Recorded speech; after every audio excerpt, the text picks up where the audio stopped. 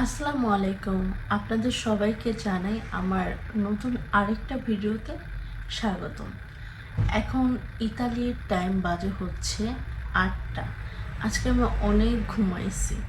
একবার 4টা বাজে ওঠার পর একটু কাজ টাজ করে দেন আমার কেমন যেন একটু ঘুম আসতেছিল, তো আমি ভাবছি হয়তো বা 10 মিনিট 15 মিনিট একটু রেস্ট নিব, কিন্তু তার পরিবর্তে যেটা হলো আর কি, আমি অ্যালার্ম দিয়ে রেখেছিলাম 20 মিনিট পর, তাও কিভাবে যেন অ্যালার্ম বন্ধ করে আবার ঘুমাইছি। ইদানিং কেন জানি এত ঘুম আসতেছে। তো একবার ঘুম থেকে উঠছি বাংলাদেশ থেকে আমার চাচি ফোন দিছে, তো সেই কলে আর কি উঠে দেখি পুরো একদম 8টা বেজে গিয়েছে। তো তাড়াহুড়ো করে রেডি ফ্রেশ হলাম আর কি। তো ফ্রেশ হয়ে ভাবলাম যে আপনাদের সাথে শেয়ার করি আমার পুরো দিনটা কেমন যায়। আশা করছি ভালোই লাগবে আপনাদের পুরো ভিডিও। তো ঘুম থেকে উঠে আমি ফ্রেশ হলাম। এখন সেটাফিলের এই ক্রিমটা দিচ্ছি। তো এটা কিন্তু খুবই ভালো, এটা আমি অনেক বছর যাবত দিচ্ছি এবং ভালো, আমার জন্য তো বেস্ট। আর এই গরমের সময় কিন্তু ফেসটা ক্লিন রাখা খুবই দরকার, কারণ ফেস যদি ক্লিন না থাকে তাহলে কিন্তু দেখা যায় যে অনেক পোর্স বন্ধ হয়ে ব্রণ, তারপর বাম্পস, এগুলো উঠবে। এই জন্য ডাবল ক্লিনজিং কিন্তু অনেক ইম্পর্ট্যান্ট। তো আমি প্রায় ট্রাই করি রাতের বেলা ঘুমানোর আগে ডাবল ক্লিনজার করে ঘুমাতে আর কি। তো যাই হোক, এখন কিক্কর লিপ বাম দিচ্ছি, এটা তো আমি অনেক বছর যাবত দিই। তো ভাবতেছি যে সকালবেলা কি নাস্তা করা যায়। প্রথমে তো আমি লেবু আর গরম পানি খাবো, এরপর একটু ইসবগুলের ভুষিও খাবো, কারণ যেহেতু অনেক গরম পড়ছে, শরীর যতটা ঠান্ডা রাখা যায়। আর আমি তো এই গরমের মধ্যে 2-3 বার গোসল করি, কারণ ইতালিতে এখন প্রচণ্ড গরম। এই গরমে কয়েকজন লোকও মারা গেছে, এরকম একটা অবস্থা। ফ্রান্সেও সেম। তো যতটা রিল্যাক্সে রাখা যায় নিজেকে। আর তো ভাবতেছি যে সকালবেলা আমি কি নাস্তা করব, আপনাদের সাথে নতুন কি একটা রেসিপি শেয়ার করা যায়। আর যেহেতু আমি সকালবেলা ডিমই খেতে পছন্দ করি, তো ডিম দিয়ে কি করা যায় সেটা চিন্তা করতেছিলাম। যাই হোক, চলেন দেখি, রান্নার রুমে গেলে বোঝা যাবে যে কি করা যায় আর কি। অলিভ অয়েল দিয়ে দিলাম সামান্য পরিমাণে, এরপরে রসুন কুচি দিয়ে দিলাম বেশ, তারপরে পেঁয়াজ কুচি দিয়ে দিলাম। এখন হালকা ব্রাউন কালার হয়ে যাওয়ার আগ পর্যন্ত ভেজে নেব।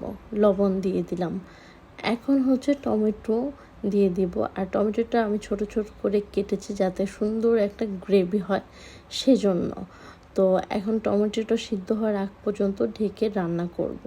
টমেটো কিন্তু সিদ্ধ হয়ে যাচ্ছে প্রায়। এর মধ্যে আমি স্প্যাগেটি সেদ্ধর একটু পানি দিয়ে দিলাম, কাঁচামরিচ দিয়ে দিলাম, দিয়ে দেবো লাল মরিচের গুঁড়ো একটু স্পাইসি হওয়ার জন্য। এখন স্প্যাগেটিটা দিয়ে দেব। দেখতেই পাচ্ছেন কালারটা কতটা সুন্দর এসেছে। আর এইভাবে রান্না করে যদি বেক করা হয় আরও ভালো হয়। আমি একটু সয়া সস এবং জিরা ধনিয়ার গুঁড়ো, টেস্টিং সস, সামান্য পরিমাণে একটু চিনি দিয়ে খুব ভালো করে মিশিয়ে নিচ্ছি। এখন আমি বেক করব, যার কারণে উপর দিয়ে বেশি করে চিজ দিয়ে দিচ্ছি। চিজ আমার অনেক বেশি পছন্দ, তো একদম ভরপুরভাবে চিজ দিয়ে দিলাম। এরপরে আমি ডিম দিয়েছি। যে আমি ভেবেছিলাম যে ডিমটা ভালো লাগবে আর কি, দেখতেও ভালো লাগবে, খেতেও ভালো লাগবে, কিন্তু ডিমের কুসুমটা ভেঙে গিয়েছে। ভেঙে গিয়ে 3টা ডিমেই একদম একরকম হয়ে গিয়েছে। তো সেজন্য আমি এভাবে একটু স্প্রেড করে দিচ্ছিলাম। ডিমের কুসুমটা আস্ত থাকলে খুবই ভালো হতো।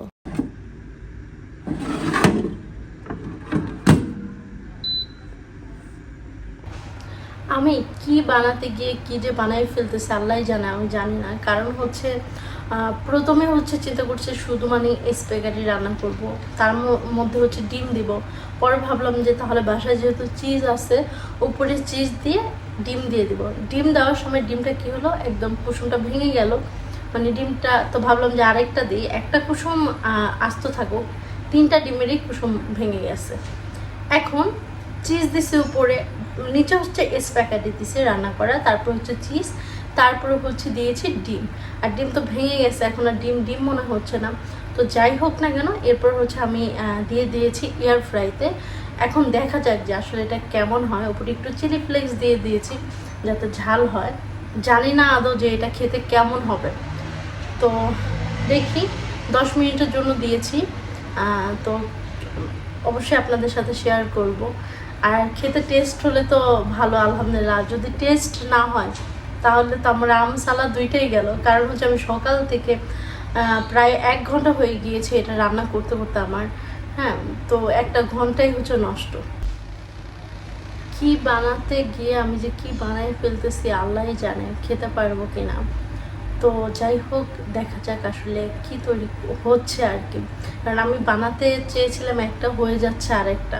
মাঝে মাঝে এরকম হয়, আমি নতুন নতুন কোনো কিছু যখন ট্রাই করতে যাই তখন আমার সাথে এরকম উল্টাপাল্টা প্রায় হয়ে থাকে। দেখা যায় যে আমি অনেক সময় বিরিয়ানির মধ্যে আমি হচ্ছে চেঞ্জ করার ট্রাই করি, তো তখন হয় কি অনেক উল্টাপাল্টা হয়ে যায়, এমন অবস্থায় খাওয়াই যায় না।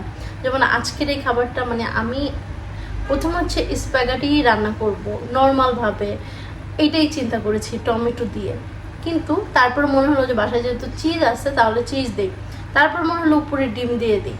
এখন চিজ দিয়েছি, ডিম দিয়েছি, বাট ডিমগুলো ভেঙে গিয়েছে। আস্ত রাখার ইচ্ছা ছিল, হয় নাই। তো দেখা যাক আর কি খাবারটা কেমন হয় আর কি।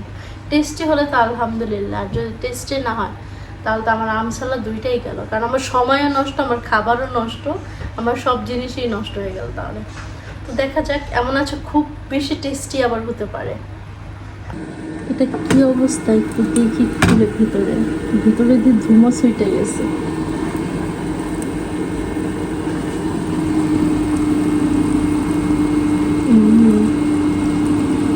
হচ্ছে, বাট এত তেল আসলো কোথা থেকে? আমি তো তেল দিয়ে নিই।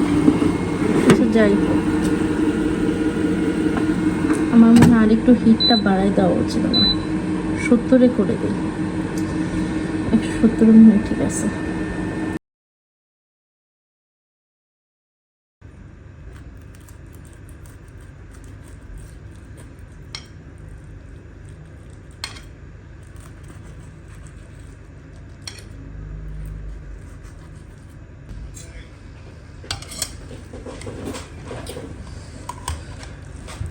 মারাত্মক গরম থাকে সেটাতে, বুঝছো, সিদ্ধ গরম অবস্থা।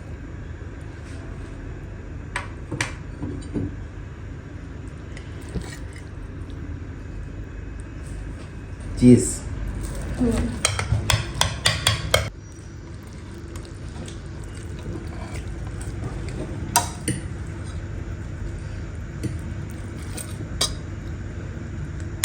চুলায় রান্না করে তারপর উপরে তো চিজ আর হচ্ছে ডিম দিছি। ডিম বলতে আলাম ডিম? আলাম ডিমে আলাম না করবেন, কিন্তু ডিমটা ভেঙে যেতে ডিম কিছু রেখে তো এদের এরকম সব সুবিধা। তো এখন হচ্ছে টেস্ট করার পালা। আমারটা তো দূরেই গেছে।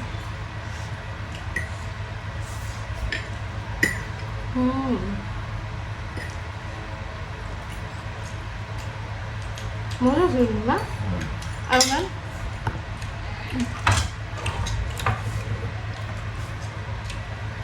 চিজ দাও, ভিতরে ডালাম উপরে থেকে নিয়ে আনছিস। দাও।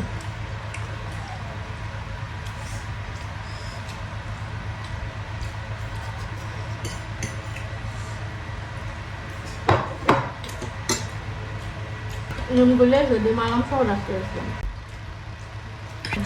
এটার মধ্যে হচ্ছে ফার্স্টে স্প্যাগেটি রান্না করছে। এরপরে হচ্ছে উপরে চিজ, 200 গ্রামের মতো গ্রেট করে। তার উপর হচ্ছে 3টা ডিম দিয়েছি। ডিম হচ্ছে আলাম রাখতে চাইছিলাম, যদি আলাম রাখতাম তা কুসুমটা আলাম আলাম থাকতে দেখতে ভালো লাগতো না। কিন্তু ডিমটা ভাঙার পরে ডিমটা গলে গেছে কুসুম, যার কারণে কুসুম পুরাটা একদম মানে মাইখা গেছে। ফর্নে দিছে হচ্ছে আপনার 10 মিনিট দিছি। 10 মিনিট আপনার দিছি হচ্ছে আপনার 170-এ দিছি হচ্ছে 5 মিনিট, আর 200-তে দিছি হচ্ছে 5 মিনিট।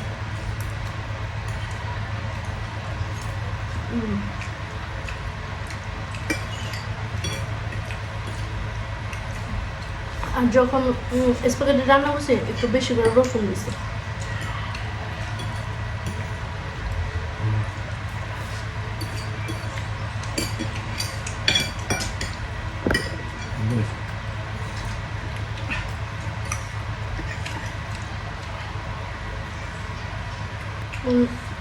এর মধ্যে কিন্তু আপনার চিকেন দিলেও মজা লাগতো, তাই না? একটু বড় বড় করে যদি ওই চিজটা দেওয়া যায় না? কোন চিজটা? ওই যে পাতলা পাতলা খুললা ওই যে স্লাইসিস, হ্যাঁ দেওয়া যায়, কিন্তু স্লাইড চিজের থেকে এটা বেশি ভালো না? স্লাইড এটার থেকে না থাকলে তো দেওয়াই যায়, সমস্যা নেই। এভাবে চিজ সবচেয়ে মজার হলো আমরা যে খাই না ওটা মশলা মশলা, একটু ভালো যায়। হ্যাঁ ওইটাই মজা, একদম তাজা থাকে। ওটা কেমন ভেঙে যাবো গা? হুম বলবো এটা হুম।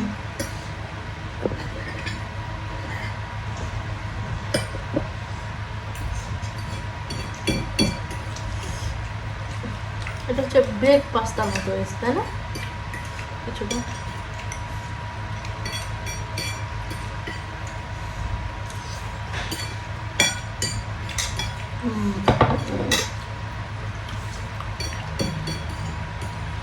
আজকের খাবারটা এক কথা অসাধারণ। আচ্ছা, এটা 10-এ কত দিবেন?